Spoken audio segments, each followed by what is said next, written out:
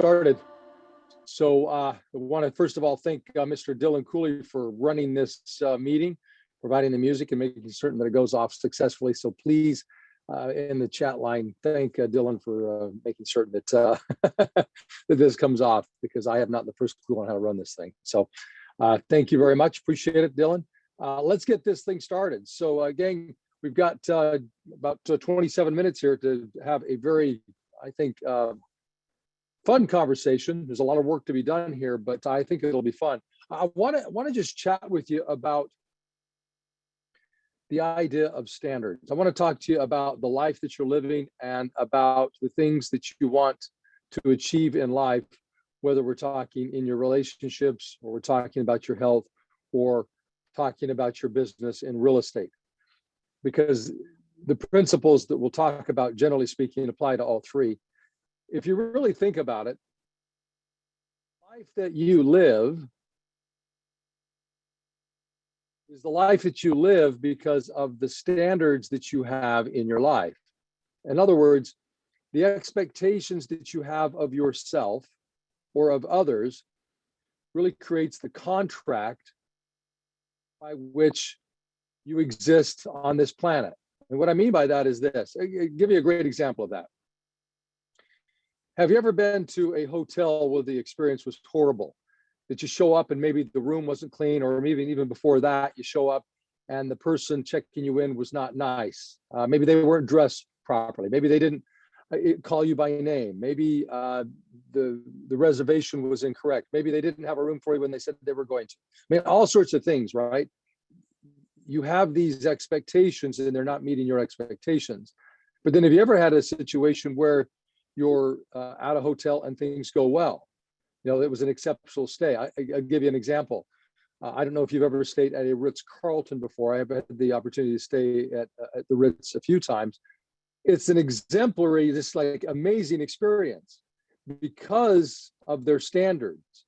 I mean, if you've ever stayed at a Ritz, you know what I'm talking about, where you feel like you are the single most important guest that they have. You feel like your royalty.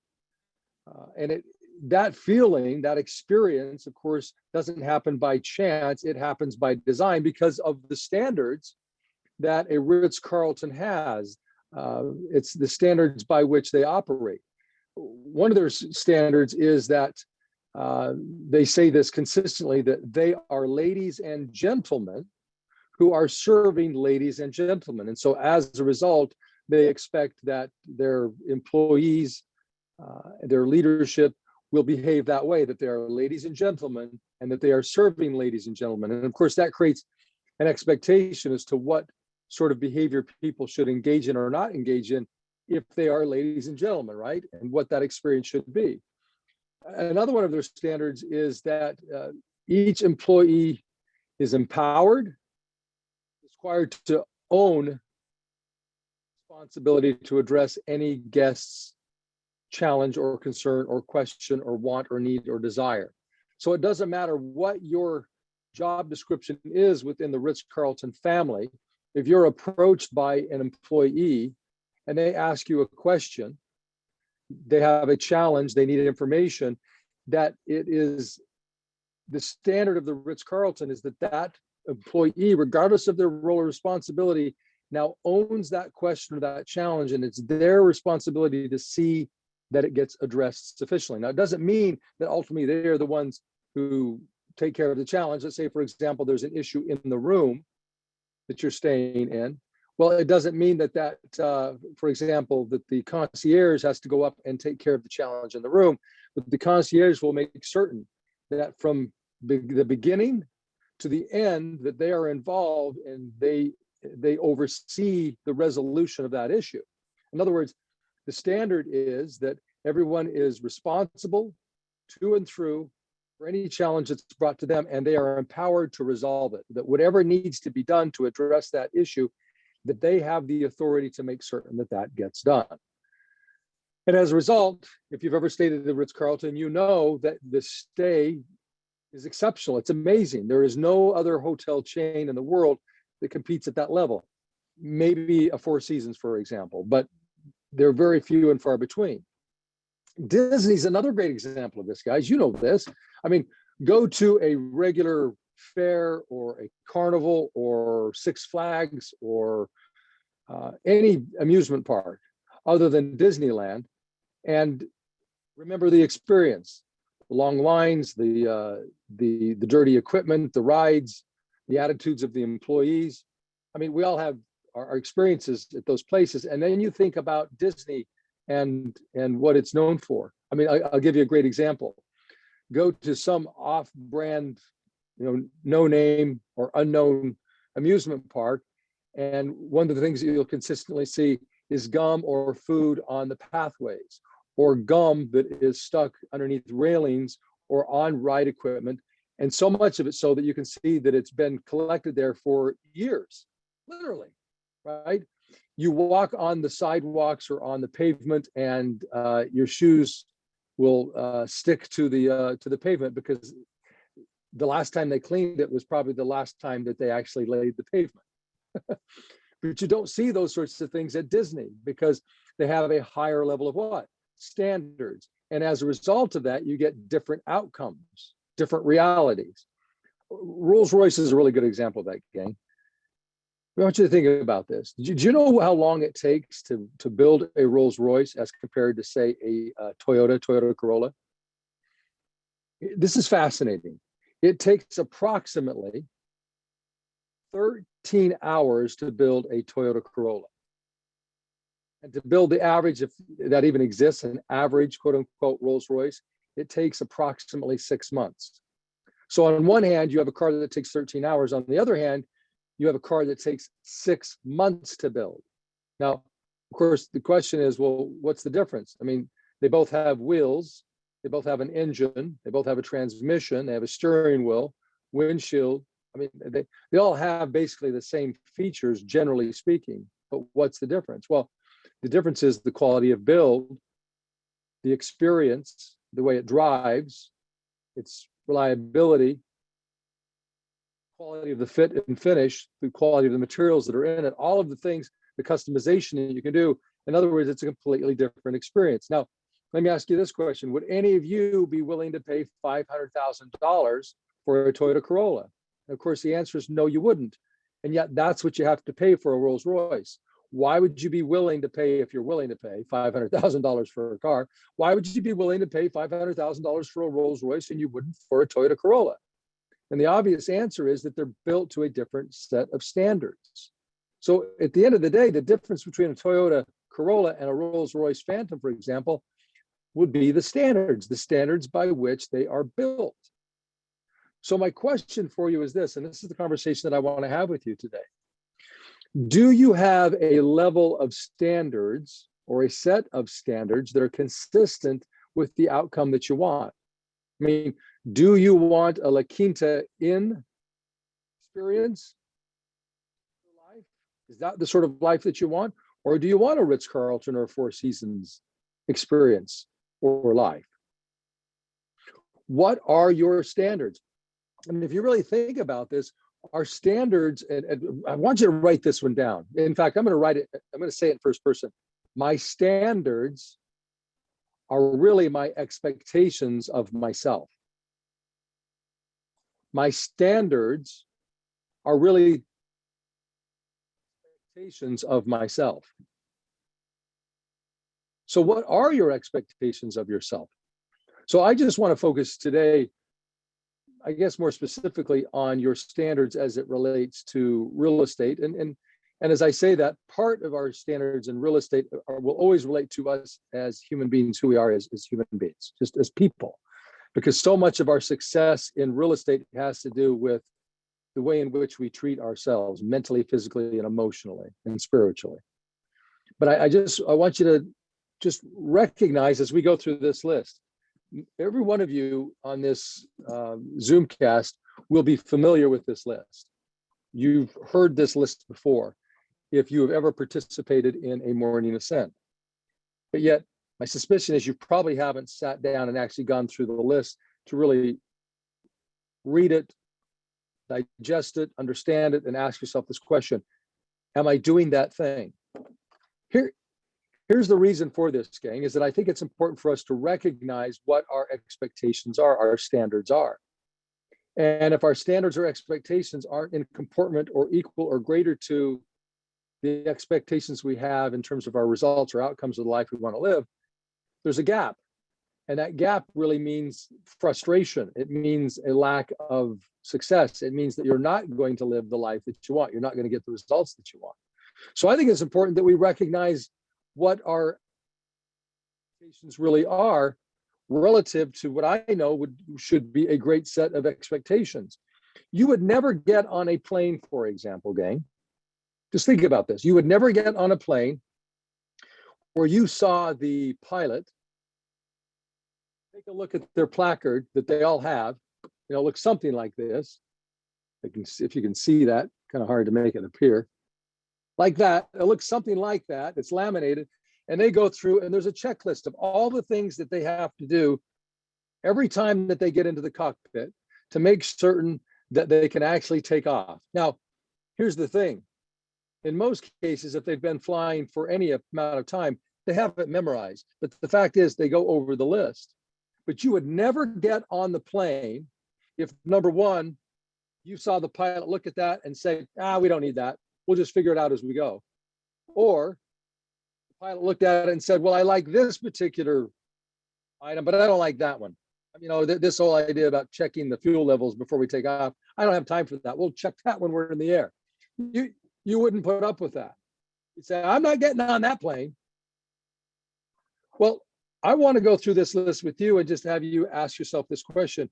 Am I living by this standard? Do I have this expectation of myself? Now, you might say, well, gosh, there are a lot of items here, because I don't know, it looks like there are probably 30 items on this list. Do I have to live by every one of these standards? Well, no, you don't. You don't have to live by any standards. All I'm saying is that if you want to get better results than you're currently getting, then maybe you should look at changing your standards or improving your standards. See, for a lot of you, is that you've got some great standards in many areas of your life. Probably some areas in your life where there's room for improvement. So this is what I hope for you. This will be a list that will jog your memory or bring to strong reveal, like really get you to focus on. It's like, oh yeah, that is one area where I need to improve my standards. Because here's the truth, gang. It doesn't matter what's happening externally with the world, with the market, what your competition is doing. The number one way for you to improve your outcomes, get better results than you're currently getting, not to wait for things externally to change, for the market to improve, or for other people to do things for you, things that you don't control. The number one thing is to look at, okay, where can I improve my behavior? How can I expect more of myself? In other words, improve my standards so that I can actually get better results. So here, let's just go through this list. And some of these things we won't spend any time on. Some of them we'll spend a little more time on. But we've got to make quick work of this, because at this point, we've got 15 minutes and we've got a lot of items to get through. So I would like you to write these things down if you can. But at the end of the day, just know this, that these standards that I'm going to go through are just simply the opening affirmations to morning ascent. Of course, there are closing affirmations as well to morning ascent. So what I would ask you to do, because we don't have time today, with the time we have remaining, what I would ask you to do is to go to your opening affirmations placard or printout and take a look at what those standards are, and ask yourself this question: how good am I at doing that? Is that something that I have put in my daily routine, or is it something that I'm focused on? Is it one of my standards? So here we go. And as I rank these, I want you to, as I list these off, I want you to rank them from a scale to 1 to 10. 1 meaning I'm not really good at that, or I don't do it at all. Or number 10, I'm really good at it, or it's something that I do consistently every single day. Okay, so some of these things it'll make sense and some won't. Here, for example, it says I'm a professional salesperson who gets home sold.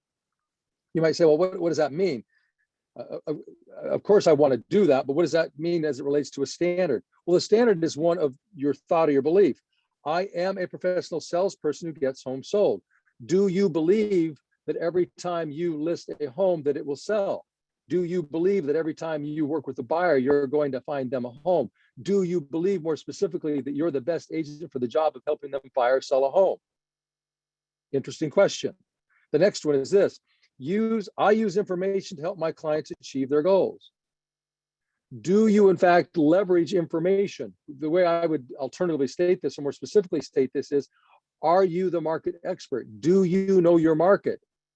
Are you tracking the statistics? Do you know how many homes are on the market currently? Do you know the average days on the market? Do you know what the average price per foot is in your marketplace? Do you know historically how many homes are on the market at any given time? In other words, are you expert that people expect? And do you hold yourself accountable to the standard of, I'm going to know this information so that I can position myself in conversations to be that authority, the person who knows the market, who is an authority. Number 3, I price my listings right. We all know this. Agents, one of the number one ways that they get a listing is just simply telling the seller what they want to hear in terms of value. Now, in today's marketplace, you know, it's a lot easier to tell the seller what they want to hear as it relates to price, because the market's doing you a favor. But in a normal market, of course, the market doesn't do that favor for you. And so you have to be strong in terms of listing your prices or your properties correctly and having that tough conversation. So I price my listings right. Is that your standard? Number 4, I focus on small wins every day. Again, this is about focus. Gang, what I find is that for most people, it is easy for them to focus on the negative. Their default mode of operation, in Latin, modus operandi, in other words, the way in which they function, is to function negatively. So I ask you this question. I focus on small wins daily. Do you celebrate daily the things that you do correctly? Because most people will take a look at their failures and focus on that. A great example would be if you prospected and you didn't set any appointments, then you say, well, I failed. And my response to that is, no, you didn't, because if you prospected and that's one of your standards to get up and prospect every single day and you did that, well, that's a small win. You got up and did your job. Just because you didn't get the results that you wanted doesn't mean that you failed. So it's a focus issue. Are you recognizing the small wins and celebrating those small wins? 5, real estate transactions are abundant in any market. Do you have that belief? Especially right now, that is such a challenging belief, to believe that transactions are abundant in any market, including this one. See, again, what you're going to find is so much of this list has to do with what you are thinking. If you were on the call this morning, Morning to Sun, I talked about that in order to get through challenges, the number one thing that you have to understand is that your beliefs are the single most important thing, what you believe. So if you want to get better results, if you want to get more transactions, if you want to close more transactions and earn more money, we have to change the way that we think. And part of that is our expectations. So real estate transactions are abundant in any market. You might say, well, John, but inventories are lower than they've ever been. The last 30 years, we've not seen inventory this low. You're right. But that doesn't mean that there isn't enough inventory for you to sell more real estate than you ever have. Because the fact is that those who are at the top of their game in this market are selling more homes than they ever have. Well, that can be you as well. My question is, are you permitting yourself to believe that? Is that your standard, that real estate transactions are abundant in any market? Next, my abilities make me succeed. See, that's about shifting responsibility from external forces and taking ownership. Gang, there are 2 types of people in this world. There are victims and there are victors. The victims assign blame and victors take responsibility. That statement is, my abilities make me succeed. Not a great market, high inventory, not sellers who are willing to pay a 6 or 7% commission. My abilities to go out and prospect consistently, my abilities to set appointments, my abilities to persuade people to sign the listing agreement or the buyer broker agreement or to sign a real estate purchase contract. See, all of those are about skills, a skill set. So we can all develop our skill sets. We can all come to the table with a greater set of abilities. So is that one of your standards, that it's your abilities that make you succeed and not external forces? Because most people will believe and think that it's what's going on externally that dictates whether they're successful or not. And they wait for the environment to change. They wait for circumstances to change before they expect that they're going to get better or different results. Here's a great one. I get stronger with every step. I get stronger with every step. Again, that's about a mindset. Do you have that expectation of yourself that as you work towards an outcome, that of course you're going to be challenged, but do you believe that with every step you take, you get stronger? Because if we recognize it on a conscious level, if we really have a conversation about that, the truth is you do. But for so many people, when they feel the resistance and the resistance continues, they start to give up because they look at it and say, well, it's never going to get there. It just gets harder. And the fact is that the only way to get further down the pathway is to keep pushing forward. And the only way to get better, go through your journey in life, is to actually take one step forward. So I get stronger with every step. Is that your standard? Is that your belief? The next one, I'm a master of every situation. I'm a master of every situation. Is this your standard? Do you believe that? See, for most people, we would say, well, no, I'm not. I mean, gosh, I'm brand new in the business, or I've never sold as many homes as Agent X.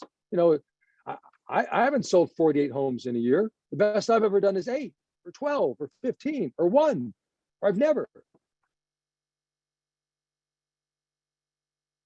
I don't care who you look at who is very successful at what it is that they do, or any historical figure about which volumes of books have been written in terms of their success.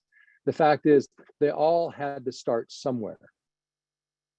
And they didn't get to the level that they got to, whether we're talking a Michael Jordan, right? Or an Abraham Lincoln, or a Bill Gates, or an Elon Musk, or an Oprah Winfrey, or the Wright brothers.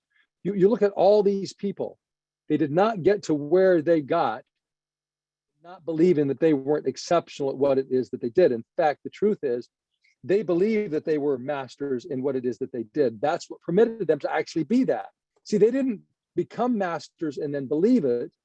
They had to believe that they were and could get better. And that's what permitted them to be who they are. So my question for you is, do you have that as a standard, that you are the master of every situation?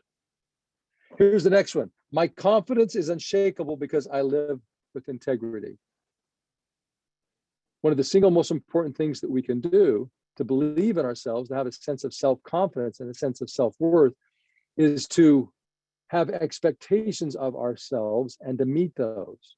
You know, when it talks about integrity, it's not just telling the truth to others, you know, and doing what you say you're going to do, but it's also with yourself, living by the standards that you set, having honest conversations with yourself.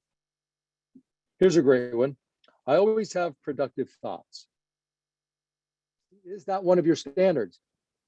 I hear me all the time quote the statement that the average human being has 60,000 thoughts, and the vast majority of those thoughts are negative. That is the experience of the average person. But my question for you is this, as it goes to this question. My confidence is unshakable because, excuse me, not that one. I always have productive thoughts. Do you always have productive thoughts? And the answer, of course, is, well, no, you don't. Nobody does. But here's the question. Do you recognize that and then work proactively to change that? Because here's what I know. I know this about you because I know it about me. And you're no different than me in this way. I think consciously, habitually. So whatever I think about subconsciously, I do so habitually.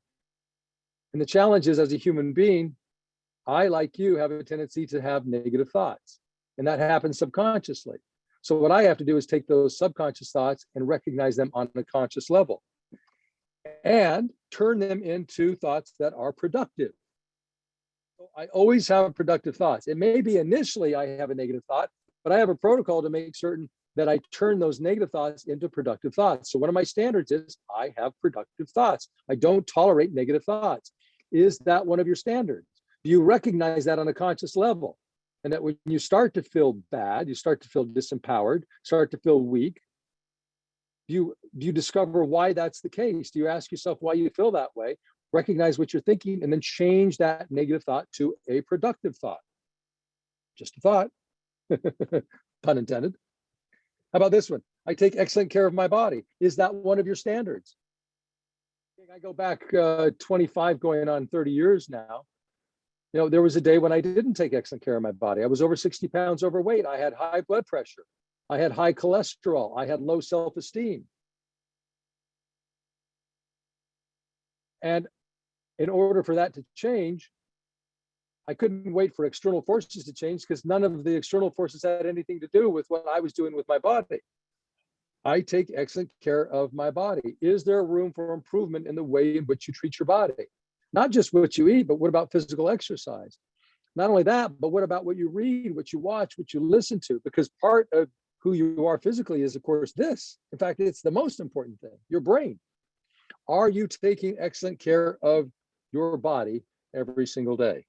What are your standards as it relates to the way in which you treat your body? And are those standards consistent with the life that you say you want to live?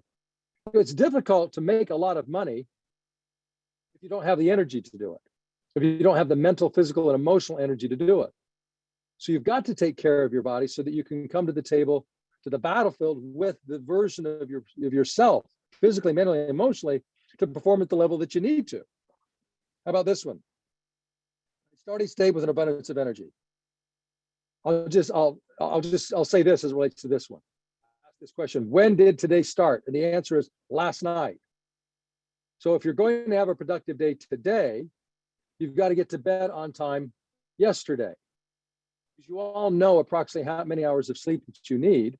So my question for you is, do you have the right standard so that you can start each day with an abundance of energy?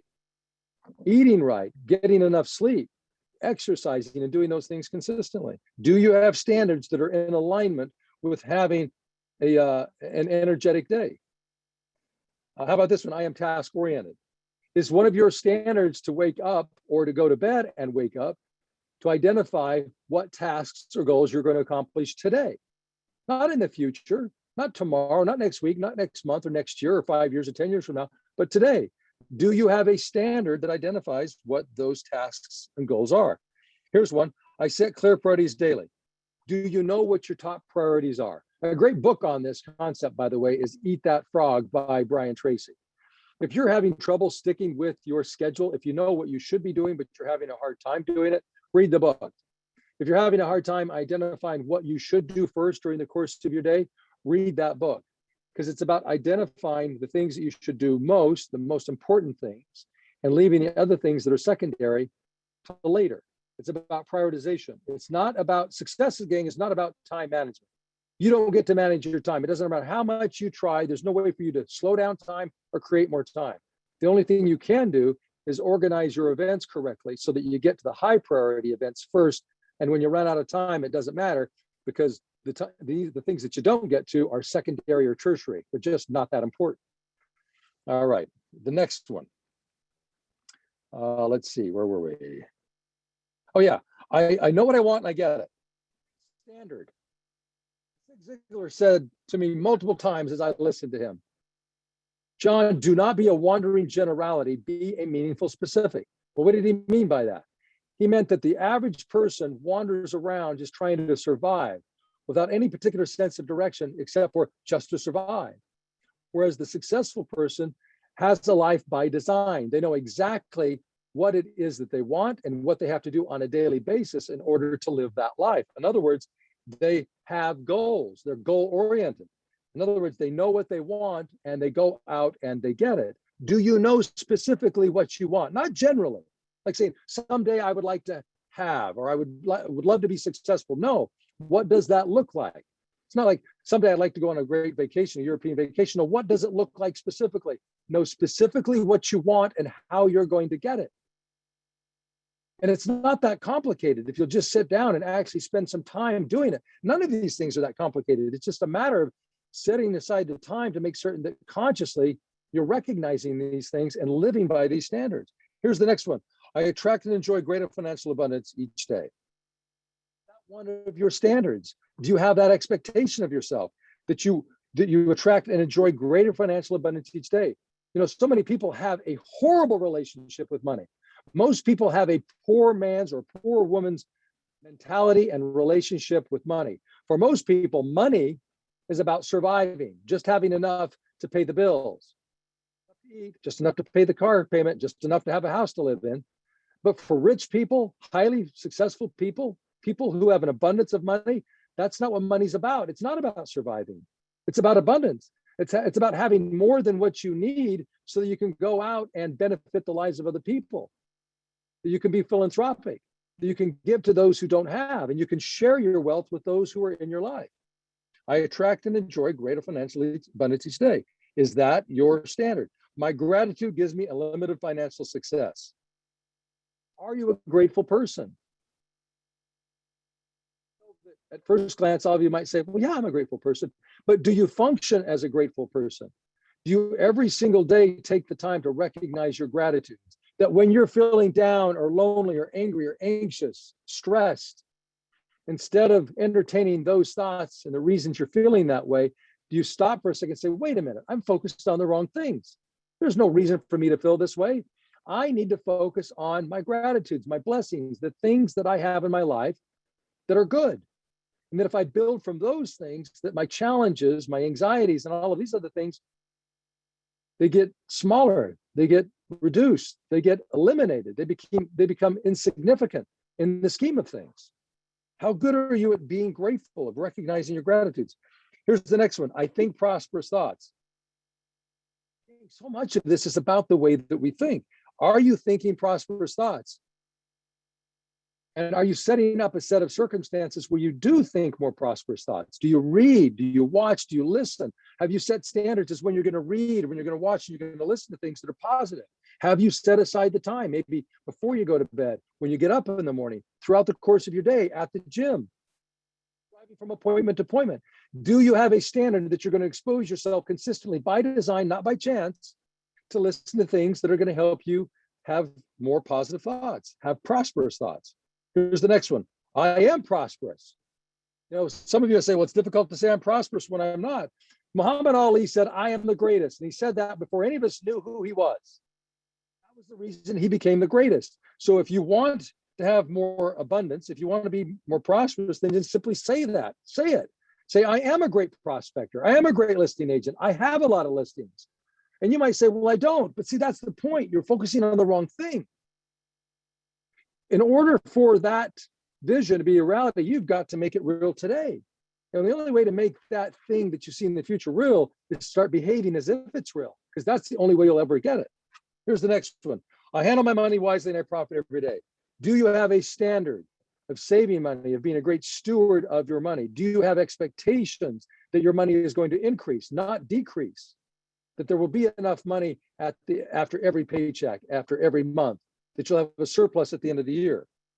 Do you handle your money wisely and profit every day? Taking action is easy for me. Okay, I'm going to go through some of these things. Taking action is easy for me. I enjoy being debt-free. Do you have a goal of becoming debt-free? Have you set a timeline for how you're going to do that? You might say, well, I can't do that right now. Well, no, you can. You can focus on it and start to say, well, if I were earning this amount, how much could I set aside? And how much would I use towards debt retirement, and putting together a plan? You should never try to create a plan once you have the money. You should put the plan together before you have the money, because you'll never have the money if you don't put together the plan. Hope you see that. Let's see. I exercise daily. Do you have a standard on exercising consistently? What is that standard? I enjoy helping my clients succeed. I am a real estate expert. SOI expects me to be their real estate expert. I am a professional. I am financially independent. I earn commissions with ease, helping others. These are all standards. I call expireds and for sale by owners. Do you have a standard as to who you're going to call every single day? FSBOs, expireds, just listed, just sold, non-owner occupied, renters, your sphere of influence. Do you have a standard as to who you're going to call on a daily basis? Prospecting is easy for me. Is that your standard? Is that your expectation? Remember, our standards are nothing more than our expectations. Do you believe that prospecting is easy for you? If you believe that it's not, it won't be. If you believe that prospecting is easy, what you'll find is that you'll do it more consistently. And as you do something more consistently, you'll get better at it. And as you get better at it, of course, it gets easier. I call expireds, and for self-owners, I said that one. Oh, I enjoy following up my SOI. Do you really? Really enjoy following up with your SOI? See, for some of you, you're going to say, no, I don't. It's been so long since I called them. Or there's some of the people on that list that I know that if I had the conversation with them, that it wouldn't go well because the transaction that I had with them didn't end well. Well, what I would say is flush all of those negative thoughts. The fact is that most people don't remember what they had for breakfast, let alone something that happened a year ago, 2 years ago, 5 years ago. And what you thought was significant to them is not significant. Are you following up with your SOI consistently? People are attracted to my enthusiasm. Are you an enthusiastic person? Are you Eeyore, or are you Daffy Duck in terms of energy?